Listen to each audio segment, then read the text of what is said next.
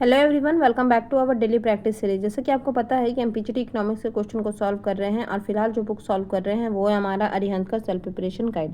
और यहाँ पर हम कर रहे हैं चैप्टर नंबर 10 जो कि हमारा है गवर्नमेंट बजट। ठीक है, इसमें भी जैसे कि आपको पता है कि हम पेज वाइज करते हैं, तो हमने 2 पेज कंप्लीट कर लिया है, मतलब लगभग हमने 40 के आसपास, हाँ 40 क्वेश्चन को हमने कंप्लीट कर लिया है। आज हमने शुरुआत करेंगे 41 से। ठीक है, देखते हैं क्वेश्चन नंबर 41 क्या कहता है। चूँकि मैंने देखा है इस पेज को, तो बहुत ही लेंदी से इस पेज में क्वेश्चन एंड आंसर है, मीन्स एमसीक्यू गिवन है। चलिए कोई बात नहीं, शुरुआत करते हैं पहले क्वेश्चन से, जो कि क्वेश्चन है हमारा है 41। ठीक है, फर्स्ट क्वेश्चन में ही हमें लिस्ट 1 और लिस्ट 2 दी गई है। देखते हैं क्या है। Revenue receipt. तो रेवेन्यू रिसिप्ट कैसा रिसिप्ट होता है, जैसे ना तो हमारी एसेट्स में कोई कमी आती है और ना ही हमारा लाइबिलिटी इंक्रीज करता है। ठीक है, तो ये क्या हो जाएगा, do not create assets, do not receipt है ना, तो यहाँ पर लाइबिलिटी का अगर हम लोग ध्यान रखेंगे। ठीक है, do not create liability, option number 3।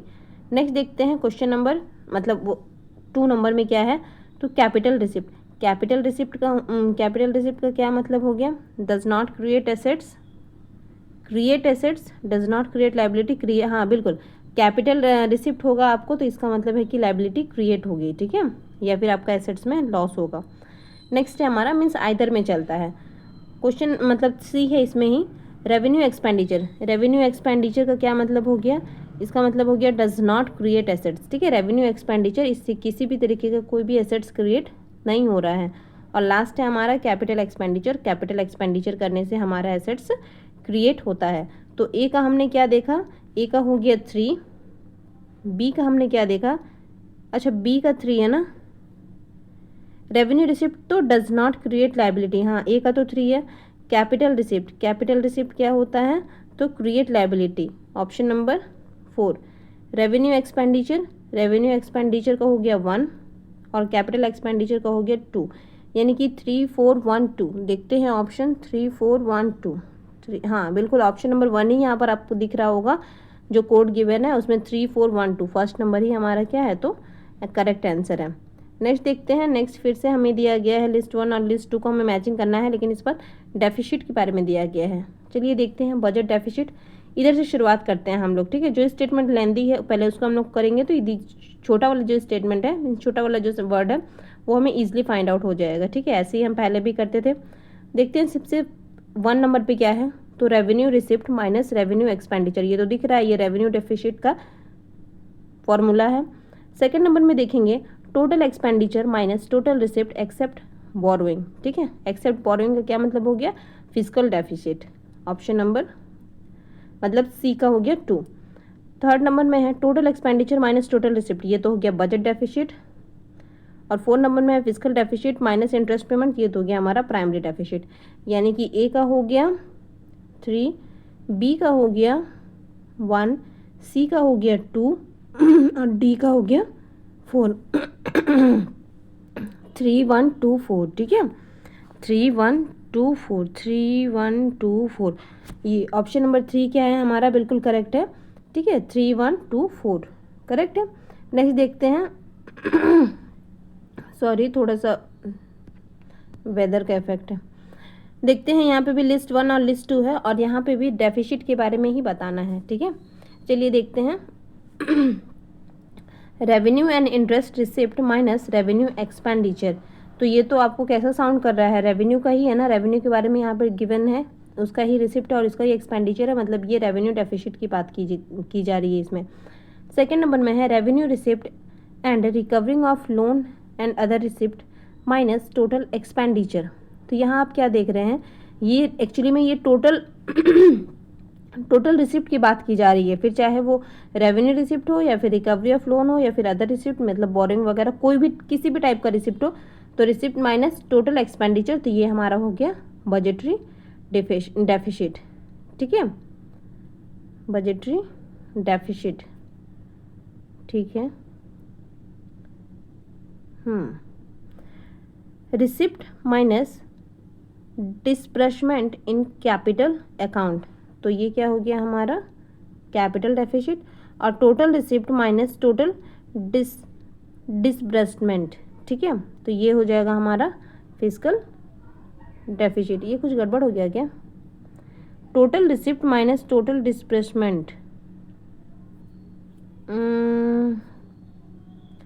हाँ सही तो जा रहे हैं। अच्छा हमको लगता है ये वाला चला जाएगा, 2 हो जाएगा यहाँ फिजिकल डेफिसिट, और 4 हो जाएगा 1। यहाँ पे थोड़ा सा मिस्टेक हो गया है, कोई बात नहीं। तो हम लोग क्या देखें कि ए के लिए क्या हो गया हमारा 2, बी के लिए क्या हो गया 1, सी के लिए हो गया 4, और 3 डी के लिए क्या हो गया 3, यानी कि 2 1 4 3। देखते हैं ऑप्शन 2 1, हाँ बिल्कुल सही है, 2 1 4 3। ऑप्शन नंबर 2 क्या है हमारा, तो 2 1 4 3। ठीक है, नेक्स्ट देखते हैं क्वेश्चन नंबर 44। एक्चुअली में इतने लेंदी क्वेश्चन है कि मतलब बहुत ही हौच-पौच सा हो जा रहा है। Which of the following statement in case of balance budget multiplier is incorrect. हमें इनकरेक्ट बताना है। और बैलेंस बजट मल्टीप्लायर क्या होता है, बैलेंस बजट आप जानते हैं कि जहाँ पर जो गवर्नमेंट का एक्सपेंडिचर है वो इक्वल होता है किसके, गवर्नमेंट के रिसिप्ट के। ये हो गया हमारा बैलेंस बजट। और मल्टीप्लायर का मतलब हो गया कि जो बैलेंस बजट का जो मल्टीप्लीकेशन है उसे हम लोग क्या बोलेंगे, तो बैलेंस बजट मल्टीप्लायर। यानी कि जितना एक्सपेंडिचर हो रहा है या फिर गवर्नमेंट को जितना टैक्स मिल रहा है उतना ही हमारा क्या निकल कर आ रहा है, तो आउटपुट निकल कर आ रहा है। ठीक है, यही हमारा क्या कहलाता है, बैलेंस बजट मल्टीप्लायर। इसमें बताना है कि कौन सा आपका इनकरेक्ट है। देखते हैं पहले ऑप्शन से, पहला ऑप्शन क्या है फर्स्ट ऑप्शन है हमारा the value of balance budget multiplier is unity in case of autonomous tax. हाँ 1 रहेगा, है ना, बैलेंस बजट में क्या होगा, मल्टीप्लायर क्या हो जाएगा 1 रहेगा जब हमारे पास ऑटोनोमस, यानी कि टैक्स जितना बढ़ेगा उतना ही हमारा मल्टीप्लायर भी बढ़ेगा, आउटपुट भी बढ़ेगा। तो इसके कारण से जो मल्टीप्लायर की वैल्यू आएगी वो क्या आएगी, तो 1 आएगी। ये तो सही बात है, हमें इनकरेक्ट बताना है। सेकेंड नंबर है the value of balance budget multiplier is less than the unity in case of proportional tax के लिए क्या होता है कि जो मल्टीप्लायर है, ऑटोनोमस टैक्स के लिए जो मल्टीप्लायर की वैल्यू आएगी वो 1 आएगी, लेकिन प्रपोर्शनल टैक्स का मतलब हो गया कि इनकम के साथ जो आप रिलेट कर रहे हैं, ठीक है, वो क्या है हमारा लेस होगा किससे, यूनिटी से। तो ये बात भी सही है। थर्ड है the value of balance budget multiplier is always unity no matter whether the tax are autonomous और प्रोपोर्शनल। ओ अभी तो हमने देखा ना कि प्रोपोर्शनल टैक्स के लिए जो बैलेंस बजट मल्टीप्लायर है वो क्या होगा, हमेशा लेस देन 1 होगा। और ऑटोनोमस मल्टीप्लायर के लिए क्या हो, ऑटोनोमस टैक्सेस के लिए क्या होता है, तो जो बैलेंस बजट मल्टीप्लायर है यानी कि जो मल्टीप्लायर की वैल्यू है वो होगी इक्वल टू 1, है ना, यूनिटी होगी वो। तो यहाँ पर नो मैटर नहीं होना चाहिए, तो ये हो गया हमारा करेक्ट, मतलब सॉरी ये हो गया रॉन्ग, और ये रॉन्ग है मतलब यही राइट है क्योंकि हमें पूछा ही गया है इनकरेक्ट। ठीक है, नेक्स्ट देखते हैं क्वेश्चन नंबर, मतलब इसका हो गया ऑप्शन नंबर 3 44 का। नेक्स्ट है क्वेश्चन नंबर 45। क्वेश्चन नंबर 45 क्या कहता है अभी तक हमने जितने भी क्वेश्चन कर लिए, 4-5 क्वेश्चन जितने भी कर लिए, अभी तक का ये सबसे छोटा क्वेश्चन हमें मिला है। देखते हैं question number 45। Which one of the following is not an objective of government budget. इसमें से कौन सा गवर्नमेंट बजट का ऑब्जेक्टिव नहीं है, ठीक है, उसका उद्देश्य नहीं है गवर्नमेंट का। तो रीएलोकेशन ऑफ रिसोर्स ये तो होना चाहिए, इकोनॉमिक स्टेबिलिटी के लिए ही तो बनता है बजट। इंक्रीजिंग रीजनल डिस्पार्टीज, हाँ बिल्कुल, रीजनल डिस्पार्टीज थोड़ी ना, ऐसा थोड़ी है कि एक स्टेट बढ़ रहा है दूसरे स्टेट को कम बढ़ने नहीं देना है या कम करना है, इसलिए बजट थोड़ी बन रहा है। तो नॉट में हमसे पूछा गया था, तो ऑप्शन नंबर 3 यहाँ पर हो जाएगा बिल्कुल करेक्ट, इंक्रीजिंग रीजनल डिस्पार्टीज। ठीक है, नेक्स्ट देखते हैं question number 46। Capital receipt include, capital receipt में क्या इंक्लूड होता है, tax revenue, non tax revenue. तो ये दोनों ही क्या है, रेवेन्यू रिसिप्ट के एग्जाम्पल मतलब कि पार्ट है। उसके बाद है बोथ 1 और 2 या फिर बोरोइंग, तो यहाँ पर बिल्कुल हो जाएगा हमारा क्या, बोरोइंग। ठीक है, बोरोइंग क्या है, कैपिटल रिसिप्ट का एग्जाम्पल है। और कैपिटल रिसिप्ट से क्या होता है हमारी, या तो ऐसे मतलब आइदर हमारा एसेट्स कम होता है, आइदर रिडक्शन ऑफ एसेट्स और क्रिएट एंड लाइबिलिटीज। ठीक है, ऑप्शन नंबर 4 46 का हो गया ऑप्शन नंबर 4। नेक्स्ट देखते हैं क्वेश्चन नंबर 47 को।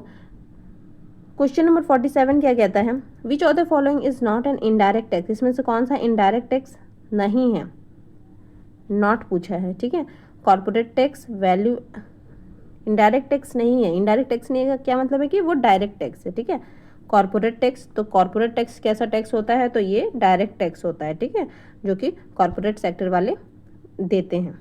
तो ऑप्शन नंबर 1 ही हमारा हो गया आंसर, आगे नहीं इसको डिस्कस करते हैं। Question number 48। क्वेश्चन नंबर 48 क्या कहता है, states is an example of states regarding हमने पहले भी एक क्वेश्चन को किया था। स्टेट्स क्या होता है, तो वैसी प्रॉपर्टी जिसका कोई ऑनर नहीं होता है, ठीक है, लीगल ऑनर नहीं होता है क्लेम करने के लिए, तो गवर्नमेंट क्या करती है, उस पर अपना क्लेम कर लेती है और उससे वो ले लेती है उस प्रॉपर्टी को। तो ये तो हमेशा नहीं होता है ना, तो ये क्या हो जाएगा हमारा कैपिटल रिसिप्ट, ठीक है। नेक्स्ट है question number 49, borrowing are the equivalent to, borrowing किसके बराबर होता है, ये तो फिजिकल डेफिसिट के बराबर होता है। ये हमने पिछले वीडियो में इसके रिगार्डिंग एक तो शायद क्वेश्चन भी सॉल्व किया था।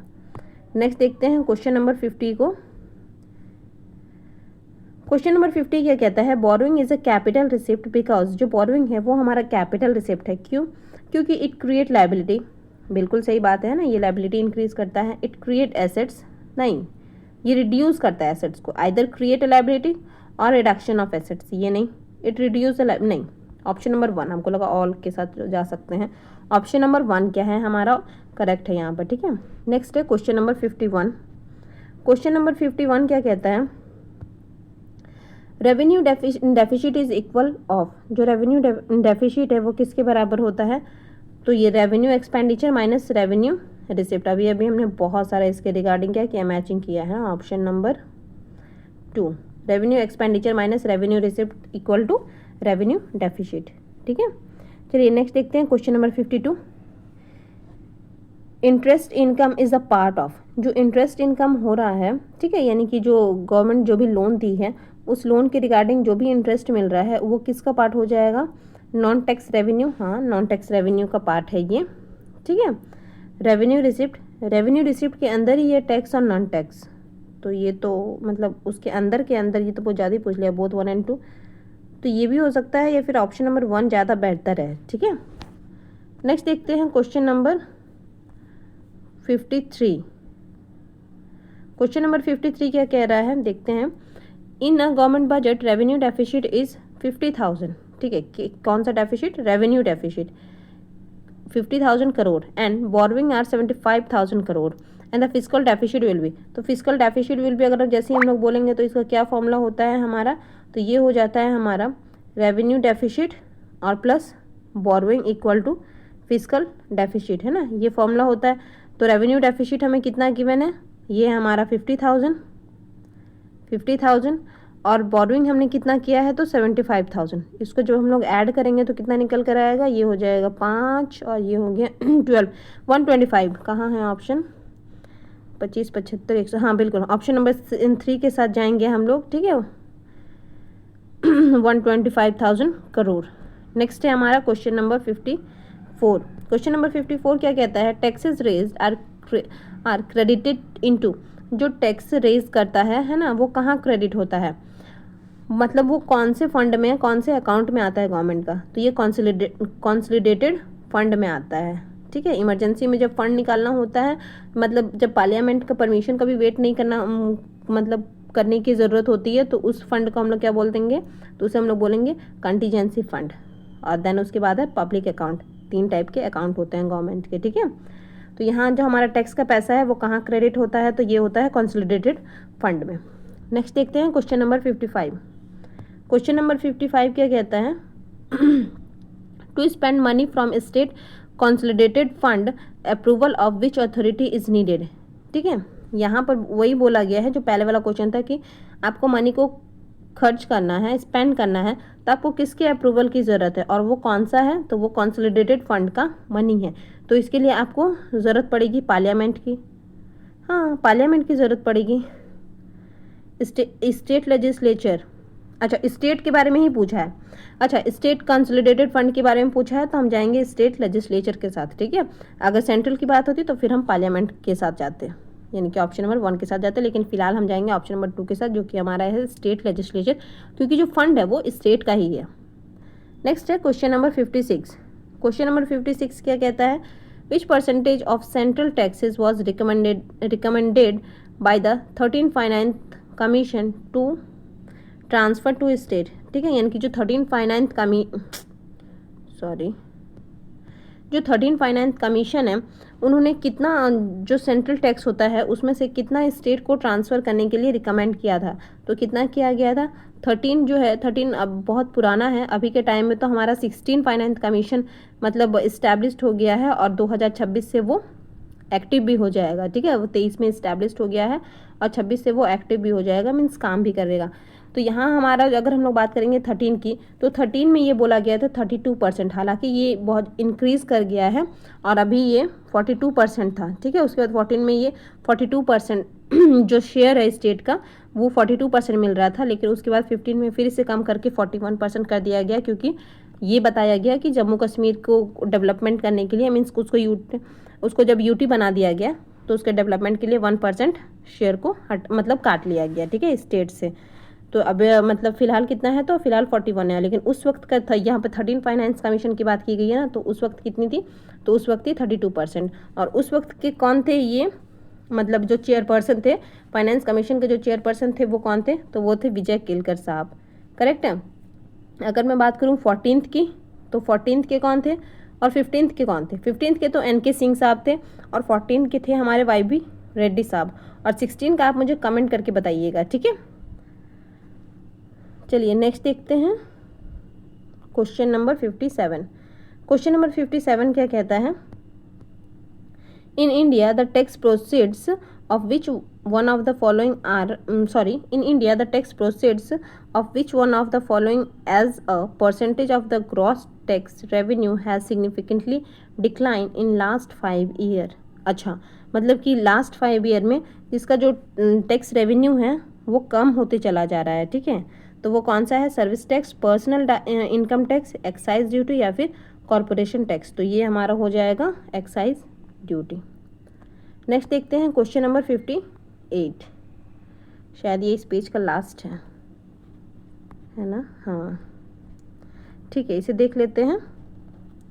क्वेश्चन नंबर 58 क्या कहता है, फिस्कल डेफिसिट। अच्छा, फिर से वही है मैचिंग और डेफिसिट का। ठीक है, एक्चुअली में ये क्वेश्चन बहुत ज़्यादा इंपॉर्टेंट है, इसलिए मल्टीपल टाइम इसको पूछा जाता है, ताकि बार बार आप इसको क्या करें, तो रिवाइज करें।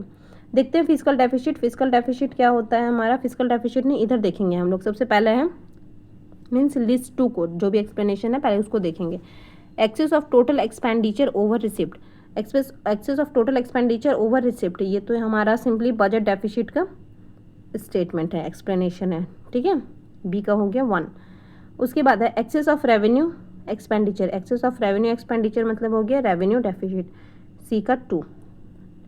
नेक्स्ट देखते हैं excess of total expenditure over total receipt less borrowing, तो लेस बोरोइंग का मतलब हो गया ये हमारा हो गया फिस्कल डेफिसिट। ठीक है, ए का 3। Excess of total expenditure over the total receipt less borrowing and interest payment, basically यहाँ तक अगर आप देखेंगे तो ये है हमारा फिस्कल डेफिसिट का डेफिनेशन, और उसके बाद माइनस कर दिया गया है इंटरेस्ट पेमेंट, तो हमारा निकल कर आ गया है प्राइमरी डेफिसिट। ठीक है, यानी कि डी का हो गया 4, यानी कि 3, 1, 2, 4। देखते हैं ऑप्शन 3, 1, 2, 4, बिल्कुल ऑप्शन नंबर 1 हमारा यहाँ पर क्या है, बिल्कुल करेक्ट है। ठीक है, चलिए आज इसको यहीं पर कंप्लीट करते हैं। नेक्स्ट हम लोग शुरुआत करेंगे क्वेश्चन नंबर 59 से। ठीक है, तब तक के लिए thank you for watching, thank you, bye bye.